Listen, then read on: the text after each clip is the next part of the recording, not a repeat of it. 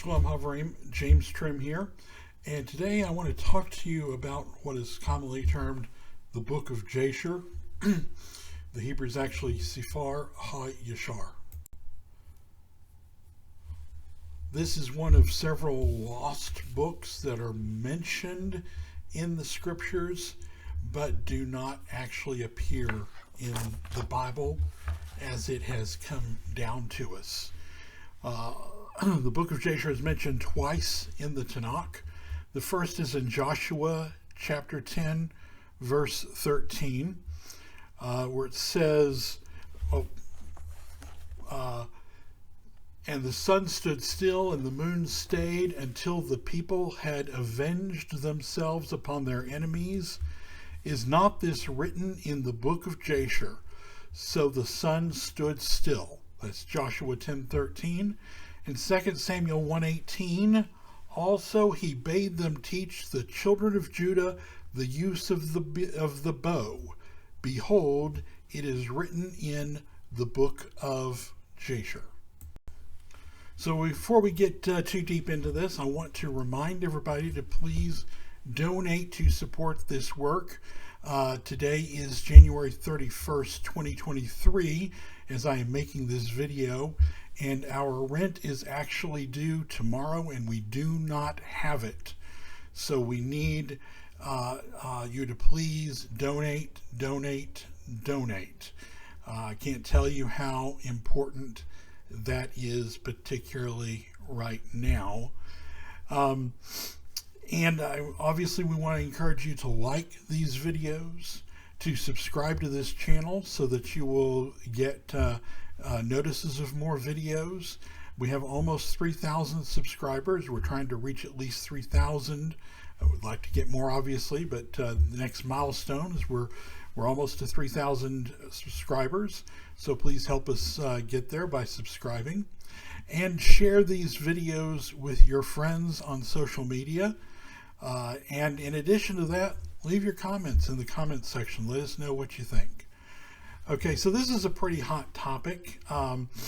There's a lot of debate and discussion about it, about the so-called Book of Jasher. And there are two English Book of Jasher documents out there that I'm particularly familiar with. And the first one of these is a complete forgery. And it starts out, the first verse says, whilst it was the beginning, darkness overspread the face of nature. And it's that so-called Book of Jasher, we don't even need to talk too much about. But if you're looking at that book, that's not the book we're talking about. That volume is a complete forgery. The Book of Jasher that we are talking about starts out, and Jasher is sort of a mispronunciation. It's Yashar in Hebrew. But I'll be saying Book of Jasher a lot because that's the common English pronunciation that a lot of people use. And the first verse of the one we're talking about in English says, and Elohim, and God said, let us make man in our image, after our likeness, and Elohim, or God, created man in his own image. So let's talk about the Book of Jasher here.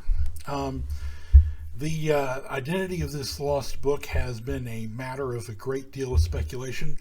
Oh, by the way, I asked people to donate. There is a link at the bottom where you can donate, or you can send donations by PayPal to donations@wnae.org, or as I said, click on the donate link in the video description. The reason I bring that up now is because, like many of our studies, this study has handouts in PDF form, and there's a link to those handouts in the video description, so you can click on that and you can print those out for yourself and follow along in some of the biblical and extra biblical sources that we cite. That said, the identity of this book of Jasher that is mentioned in Joshua 10:13 and 2 Samuel 1:18 has been the subject of a good deal of debate. The 2 Samuel 1:18 reference, where it says, talks about teach the children of Judah the use of the bow, is the actual Hebrew just says teach the children of Judah the bow. And the use of is in italics in some versions. It's added to explain the passage.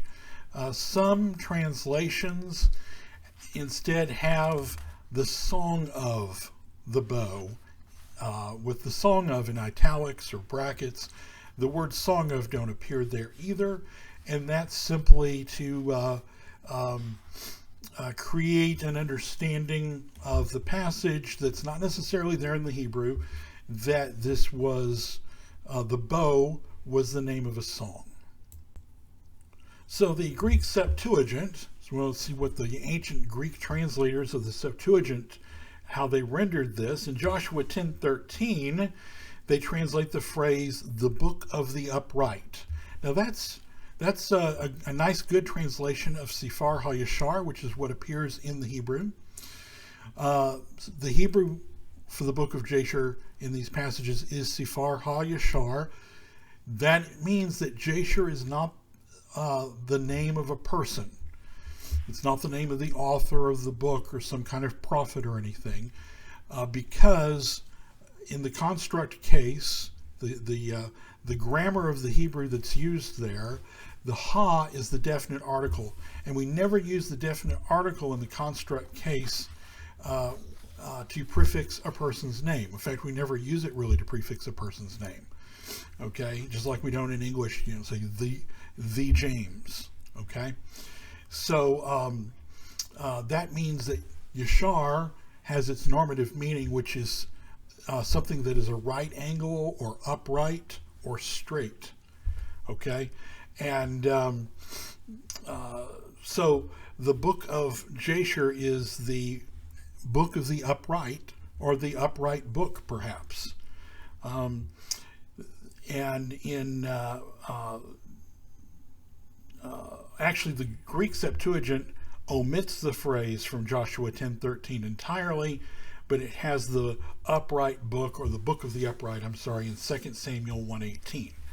The Latin Vulgate has, in Latin, Liber Gestorum, the book of the upright ones, in both passages. In the Targums, the phrase is paraphrased, the book of the law. The Aramaic Peshitta Tanakh has the book of praises in Joshua 10:13, and the book of the song in 2 Samuel 1:18.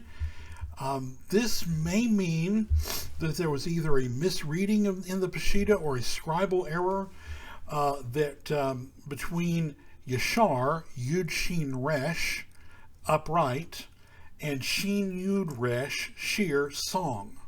Okay, which you have, I actually wrote these in the handout on page 1 of the handouts, the book of Jasher in the Tanakh. And that is why, as I said, some versions of, some English translations of 2 Samuel 1:18 will take the bow to be the name of a song. And so by that theory, there was songs, hymns, or ballads of some kind that contained the information referenced in Joshua 10:13 and 2 Samuel 1:18. So that's a theory. However, Flavius Josephus, who actually lived in the Second Temple era, in his own recounting of the event of the prolonged day in Joshua chapter 10, that's being referenced in in Joshua 10:13, he was a first century Jewish Roman historian. He identifies the book of Jasher mentioned by Joshua as, quote, one of the books laid up in the temple, according to Josephus, Antiquities, Book 5, Chapter 1, Section 17. So Josephus, as far as he was concerned, was a known book in his time, and it was a book that was deposited in the temple. And I actually put the full quotation here from Antiquities 5:117, so you could see what Josephus says, and you can see he says at the end, I'm not going to read the whole thing, but the last phrase, now that the day was lengthened at this, and was longer than ordinary, is expressed in the books laid up in the temple. So he substitutes the phrase the books laid up in the temple for the Book of Jasher, indicating that as far as he was concerned, and the temple still existed in his time, he witnessed its destruction. As far as he was concerned, as to his understanding, the Book of Jasher was a book that was laid up in the temple. That's very important. That's very important as to context, and as to first century understanding, because later the rabbis, the rabbinical sources, even though they are the source of ultimately of our text of the Book of Jasher, which we'll explore here in a moment, they were not familiar with the what the Book of Jasher was or what had become of it. There's a portion of Talmud that's a discussion amongst the Amorim, the rabbis of the Talmudic period, in which they're debating about what book the Book of Jasher was, and whether it was certain books of the Torah or what. And it's very clear from these passages that by the time of the Amorim, the identity of the Book of Jasher was simply lost. They didn't know. But in the first century, Josephus knew. And he knew it was one of the books that was laid up in the temple. So it was lost to Judaism by the time of the Amorim, at least lost to the Amorim. And that's why also the rabbinic commentaries then also don't really have helpful information, because this information had been lost by that time. So in what we know of the Book of Jasher that we're discussing, at least, really centers around a book that was published in Venice in 1625. This 1625 edition, and if possible, I'm actually going to, because I have an actual PDF of the 1625 edition of the Book of Jasher, which is the first extant published edition of the text. I'm going to try and include a link to that in the video description if I can manage to upload it to my website. Okay, so the 1625 edition of the Book of Jasher has a preface which says, in part, translated from the Hebrew, when the holy city Jerusalem was destroyed by Titus, all the military heads went in to rob and plunder, and among the officers of Titus was one whose name was Sidras, who went in to search and found in Jerusalem a house of great extent. Now, according to this preface, Sidras found a false wall in this house with a hidden room, and in this room he found an old man hiding with provisions and many books, including the Book of Jasher. The old man found favor with Sidras, who took the old man and his books with him. The preface says they went from city to city and from country to country until they reached Sevilla, a city in Spain. And at that time, Sevilla was called Hispalis, and was the capital of the Roman province of Hispalensis. The manuscript was donated, according to this preface, to the Jewish College at Cordova, Spain. Okay, so according to, if you look in the Encyclopedia Judaica and a lot of academic sources, they will simply dismiss this Hebrew text of the Book of Jasher as a midrash, a midrash that they date to, say, the 12th or 13th centuries. However, the oldest printed, and as far as I know, the oldest known text of the Book of Jasher, as it was presented to the Jewish community in the 1625 edition, at least, does not present it as just some midrash. It presents it as the authentic Book of Jasher that had survived the destruction of the temple and the destruction of Jerusalem by being hidden behind the fake wall of a home, of a home of great extent, in the custodianship of an old man who was effectively adopted by a Roman soldier named Sidrus, and who carried him on his travels from there to Spain in Europe. And once the book made its way to Spain, it was eventually donated to the Jewish College at Cordova, Spain. The internal material also we'll find of the 1625 edition does not present itself as just a midrash. It's clear from the internal material that it's intended to be a presentation of the Book of Jasher that is mentioned in Joshua 10:13 and 2 Samuel 1:18.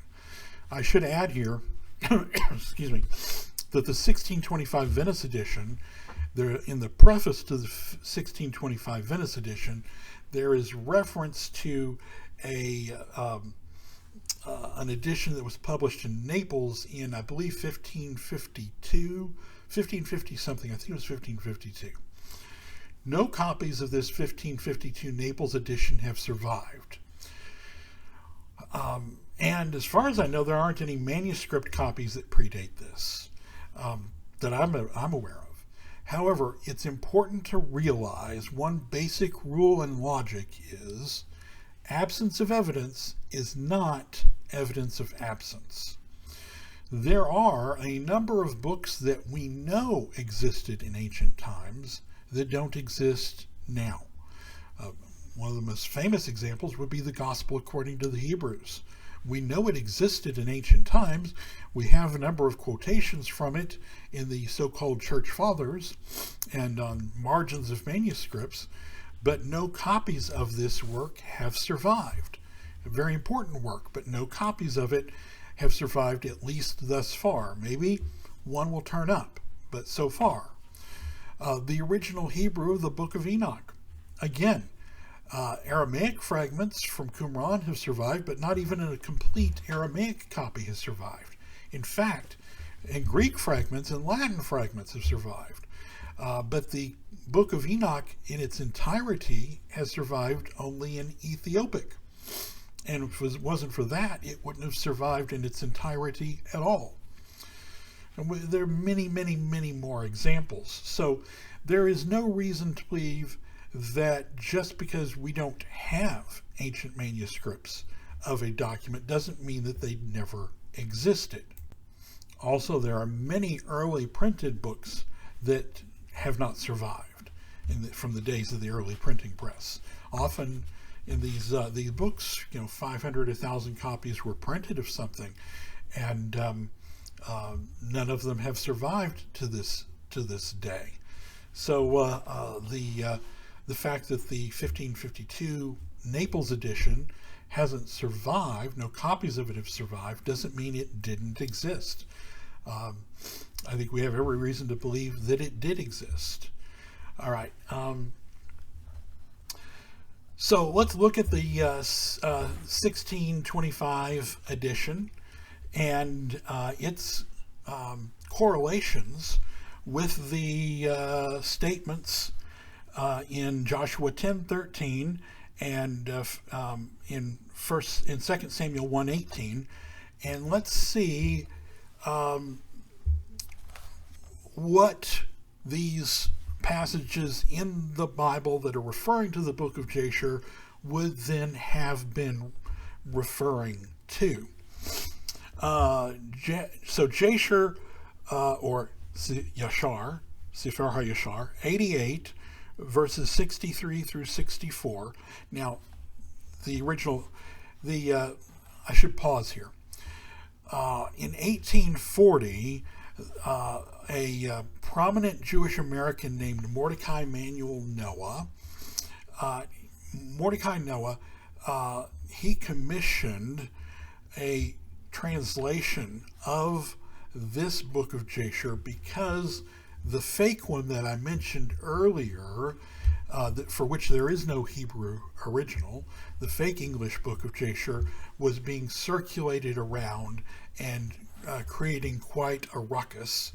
And so he was aware that there was an actual Hebrew book of Jasher, and he commissioned a Mr. Samuel of Liverpool, who, by the way, my mentor, Rabbi Herbert J. Gilner, was a descendant of this Samuel, who made this 1840 English translation, and he divided it into chapter and verse quite nicely. And so it was first translated into English in 1840. I did a translation a few years ago myself from the original Hebrew. This is the study edition that I produced. I first produced a regular edition and then later this study edition. All right, now let's look at Yashar 88, verses 63 through 64. And let's see what Joshua 10:13 would then have been referring to. Jasher 88:63. The context here is, well, I don't need context for this one. And the Lord hearkened to the voice of Joshua, and the sun stood still in the midst of the heavens, and it stood still 36 moments, and the moon also stood still, and hastened not to go down a whole day. Obviously, this is the same event of Joshua 10:13, and this is the event that is referenced in the book of Jasher. The book of Jasher is a narrative that begins with Adam and Chava, Adam and Eve, and ends in the time of the judges. All right, the next passage, now if it ends in the time of the judges, you might ask, how is it referenced in 2 Samuel 1:18? And the answer is that 2 Samuel 1:18 says that refers to teaching the sons of Judah the bow, and or the use of the bow.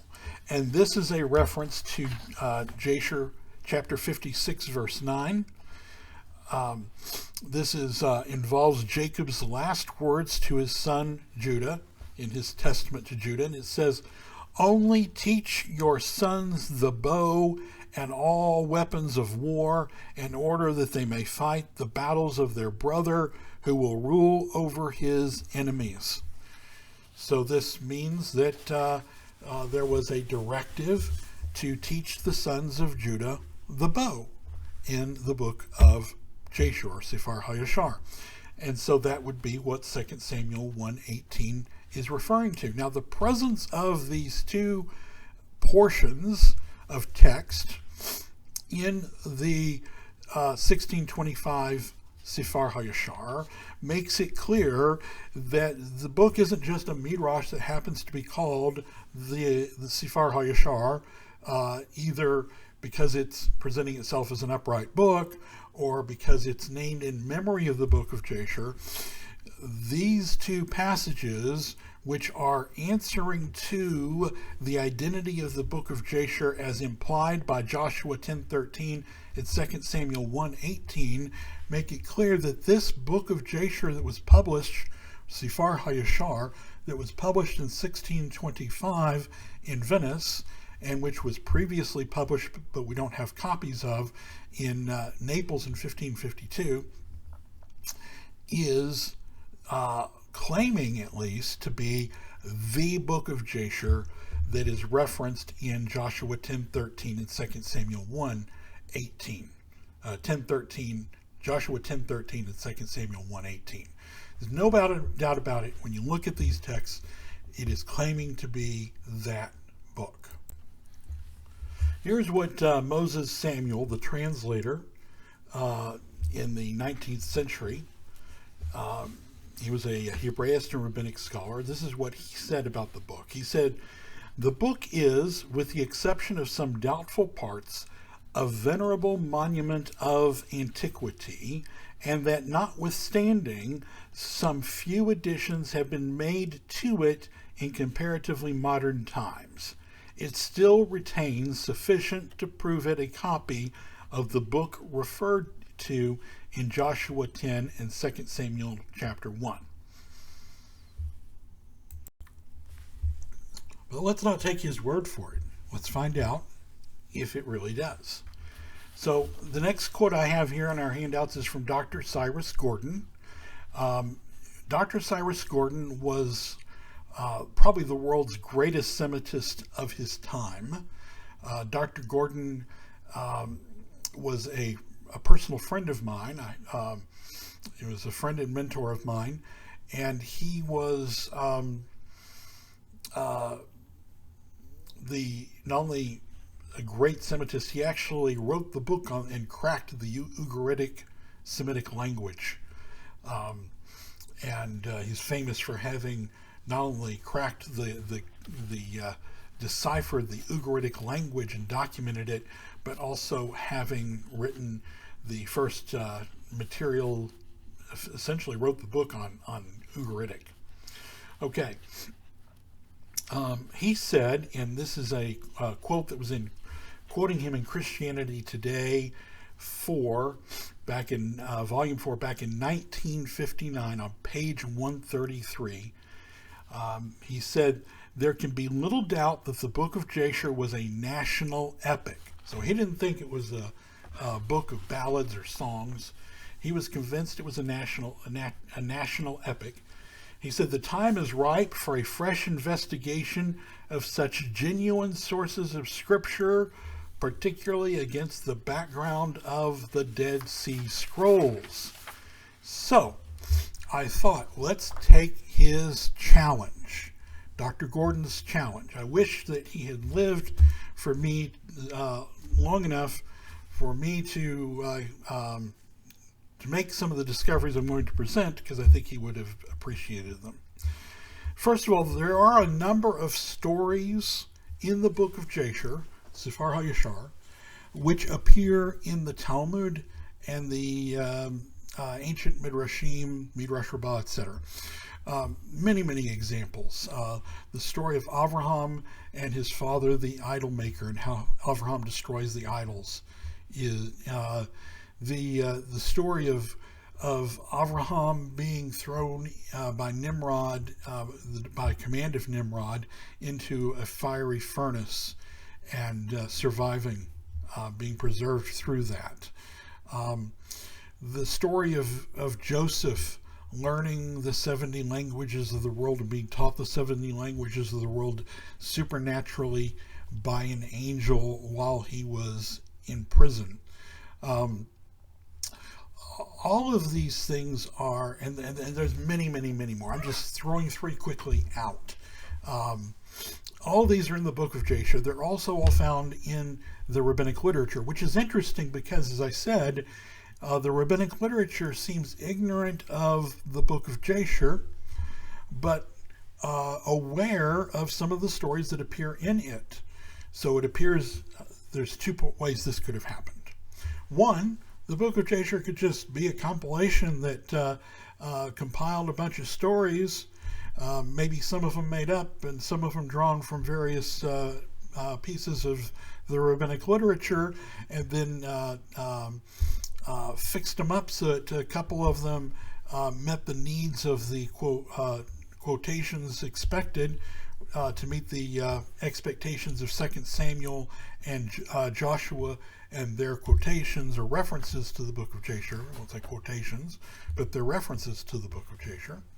That could have happened, okay? And we should keep in mind that that could have happened. However, It's also possible that the identity of the Book of Jasher, or at least the Book of Jasher itself, and the Book of Jasher itself, had been lost by the time of the Amorim, etc., by the time of Chazal, but that the stories that had been contained in it, because they had been contained in it, were still passed generation to generation, and many of these stories were known and to the Amorim and to Chazal, and ended up in the Talmud, Midrashim, etc. So remember, though, that Dr. Cyrus Gordon said, hey, let's examine this against the background of the Dead Sea Scrolls. Now, that's what I'm going to do here. We're going to look at a couple of places where there are accounts that appear in the Dead Sea Scrolls that parallel accounts and information that's found in the Book of Jasher. And the question we're going to ask is, how is this possible? Because the Dead Sea Scrolls were absolutely unknown to Jews that were living anywhere between the 12th century and 1625. Even in the Middle Ages in 1625. The Dead Sea Scrolls were simply unknown. They didn't have the information. They couldn't have copied it because they didn't have, or copied from it or borrowed from it because they didn't have it. So the first passage we're going to look at, and this is in our handouts, the Book of Jasher and the Genesis Apocryphon, is in parallel to Genesis chapter 12, verses 19 through 20. And this is Jasher 15, verses 29 through 33, and it's here in your handouts. I'm reading from not my translation, but Moses Samuel's translation. And here's what he says, or what it says. And in the morning the king called for Avram and said to him, what is this thou hast done to me? Why didst you say, she is my sister, owing to which I took her unto me for a wife? And this heavy plague has therefore come upon me and my household. Now therefore is thy wife, take her and go from our land, lest we all die on her account. Now, I'm going to boldface this portion because it's really important. And Pharaoh took more cattle, men, servants, and maidservants, and silver and gold to give to Avram, and he returned him to Sarah his wife. Then verse 31, and the king took a maiden when he began his concubines, and he gave her to Sarah for a handmaid. And the king said to his daughter, it is better for thee, my daughter, to be a handmaid in this man's house than to be a mistress in my house, after we have beheld the evil that befell us on account of this woman. And Avram rose, and he and all belonging to him went away from Egypt, and Pharaoh ordered some of his men accompany him, and all went with him. So there's an account of this same material that appears in a document in the Dead Sea Scrolls known as the Genesis Apocryphon. And the Genesis Apocryphon presents stories from Genesis, but they are rewritten, or at least appear in the first person. I don't want to say they were rewritten. Maybe they're the sources that Moshe used to write the book of Genesis. I don't know. But they are the parallel stories written in the first person. And there's additional material also. So Genesis Apocryphon, column 21, lines 26 through 32 says, so he called me to himself and asked me, what have you done to me because of your wife Sarah? You told me she is my sister, yet she was actually your wife. I took her as my own wife, and here she is. Take her, go, depart from all the provinces of Egypt. But first pray for me and my house, that this evil spirit may be exorcised from us. So I prayed for him, that blasphemer, and laid my hands upon his head. Thereupon the plague was removed from him, the evil spirit exorcised from him, and he was healed. The king arose and informed me, and the king swore to me with an oath that he had not touched her. Then they brought me Sarai. The king, i.e. Pharaoh, gave me, and this is again in boldface, gave her much silver and gold and great quantities of linen and purple dyed garments. He put them before her and before Hagar as well, and he restored her to me and assigned me to escort me out of Egypt. So it's very interesting here that both accounts contain this the same extra biblical information versus what we see in Genesis 12:19 through 20. Much of the same information, but especially the point that Pharaoh took stuff and gave it to Abraham and shoot him on, say, here, take this, and gave him stuff. And amongst the stuff he gave him, it specifies both silver and gold. How did the Book of Jasher get this information that we see in the Genesis Apocryphon? The Genesis Apocryphon was lost by the end of the first century. It was lost by the end of the Second Temple era. It was lost by the end of the first century.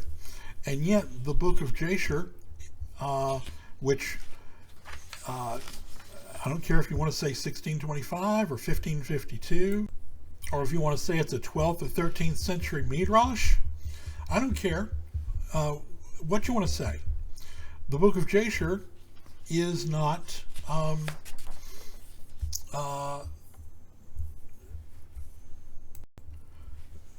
if it was written during that time, say somewhere between, say, the 12th century and the and 1625, there's no way it could have borrowed material from the Genesis Apocryphon. Now, it is possible that the Genesis Apocryphon could contain material that also appeared in the Book of Jasher if they're both ancient documents. All right, the next handout we have is the Book of Jasher and 4Q 225. And so first let's look at Jasher chapter 22, verses 46 through 55, which is a very interesting account of the Akeda, which is found in the Book of Jasher. Verse 46, and the day arrived when the sons of God came and placed themselves before the Lord, and Satan also came with the sons of God before the Lord. You'll recognize this as an obvious parallel with some of the opening material in the book of Job. And the Lord said unto Satan, whence come you? And Satan answered the Lord and said, from going to and fro in the earth, and from walking up and down in it. And the Lord said to Satan, what is your word to me concerning all the children of the earth? And Satan answered the Lord and said, I have seen all the children of the earth who serve you and remember you, and they require when they require anything from you. And when you give them the thing which they require from you, they sit at their ease and forsake you, and they remember you no more. Verse 50, Elohim responds and says, have you seen Abraham, the son of Terach, who at first had no children, and he served you and erected altars to you wherever he came, and he brought up offerings upon them, and he proclaimed your name continually to all the children of the earth. I'm sorry, this is Hasatan still speaking. And now that his son Isaac is born to him, he has forsaken you. He has made a great feast for all the inhabitants of the land, and the Lord he has forgotten. For amidst all that he has done, he brought you no offering, neither burnt offering, nor peace offering, neither ox, lamb, nor goat, of all that he killed on the day that his son was weaned. Even from the time of his son's birth till now, being 37 years, he built no altar before you, nor brought any offering to you, for he saw that you did give what he requested before you, and he therefore forsook you. Verse 54, and the Lord said to Satan, have you thus considered my servant Abraham? For there is none like him upon earth, a perfect and an upright man, being before me, one that there is none like him upon the earth, a perfect and upright man before me, one that fears Elohim and avoids evil. As I live, were I to say unto him, bring up Isaac your son before me, he would not withhold him from me. Much more if I told him to bring up a burnt offering before me from his flock or herds. And Satan answered the Lord and said, speak then now unto Abraham as you have said, and you will see whether he will not this day transgress and cast aside your words. So here we see the same story that we see a preface, a prologue to the story we see in Genesis chapter 22, in which there's this dialogue between Hasatan and Elohim, and Hasatan is the sort of the cause of this transpiring. So now let's look at the Dead Sea Scrolls at 4Q 225. It says, and a son of love was born to Abraham, and he named him Isaac. Now the prince of malevolence, Mestama, came to God and brought his animosity to bear against Abraham because of Isaac. That's a very interesting prologue to the event of Genesis 22 now, isn't it? To the Akeda story. But it's more than a prologue. It's very abbreviated, but it's the same prologue that we see in the Book of Jasher. In the Book of Jasher, chapter 22, verses 46 through 55, and the same, in abbreviated form, we see the same material in 4Q 225. But again, the Dead Sea Scrolls, 4Q 225, was lost. It was unknown. From the second end of the Second Temple era, it was certainly unknown. It could not have been available to a Jewish author living sometime between the 12th century and 1625, and so we have to ask some serious questions here. How can this material that appeared, this unique material that appeared in the Dead Sea Scrolls, show up in the 1625 Hebrew Book of Jasher? If the 1625 Hebrew Book of Jasher was nothing more than a 12th to 13th century midrash, or a 16th or 17th century forgery created by Jews. It simply is impossible. Now, I'm not saying that every word in the Hebrew text of the Book of Jasher that has come down to us is the original Book of Jasher. I'm not sure that that's the case. I will even say I don't even think that that's the case. Unfortunately, we only have one textual witness to the book, and it's the 1625 Hebrew printed edition. I agree with Moses Samuel when he says that the book is, with the exception of some doubtful parts, a venerable monument of antiquity, and that notwithstanding Some few additions have been made to it in comparatively modern times. It still retains sufficient to prove it a copy of the book referred to in Joshua 10 and 2 Samuel chapter 1. And I think when we take Dr. Cyrus Gordon's challenge and we investigate it against the background of the Dead Sea Scrolls, we see that there is a very good case to be made that the 1625 Hebrew Book of Jasher, at its core, the core of that text is at least very likely to be a descendant of the original Hebrew text of the Book of Jasher.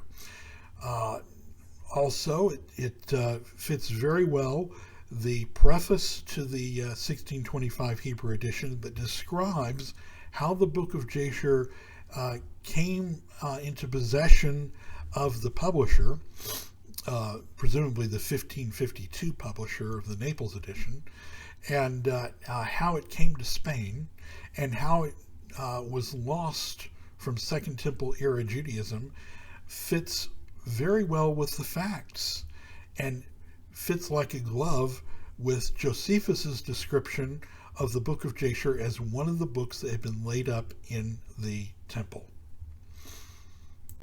Now, I've seen videos on YouTube and whatnot bashing the Book of Jasher, the 1625 Book of Jasher, and most of them just cite and quote secondary sources and whatnot.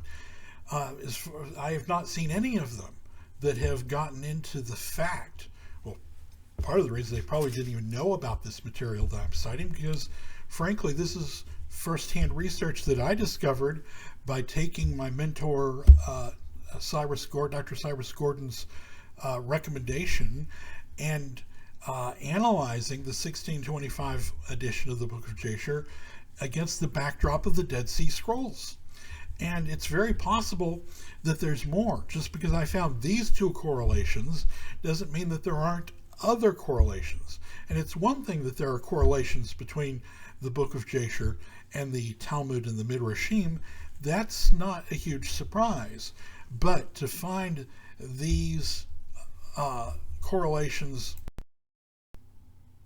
with the Dead Sea Scrolls that were lost by the end of the Second Temple era, that is extremely interesting, and that's something that should not be ignored by those that want to quickly dismiss the Book of Jasher 1625 edition as a complete forgery. So let me know what you think in the comments section. I know this is a controversial topic. I know some of you will absolutely be sure the 1625 edition is a forgery or nothing more than a 13th century midrash. But if so, how do you explain? If so, how do you explain these correlations with the Dead Sea Scrolls that were not available? And these are not weak correlations; they're pretty strong correlations. So let me know what you think in the comments. And again, we need your support for this work. You can donate by clicking the link in the comments section. We have a serious shortfall right now. Today is the day I'm making this video is January 31st of 2023. Our rent is due tomorrow and we do not have it. We seriously do not have it. So we need donations. So please donate by clicking on the donate link, or by sending donations by PayPal to donations@wnae.org. Like these videos, subscribe to this channel, share these videos on social media, and give us your feedback in the comments. Until next time, shalom.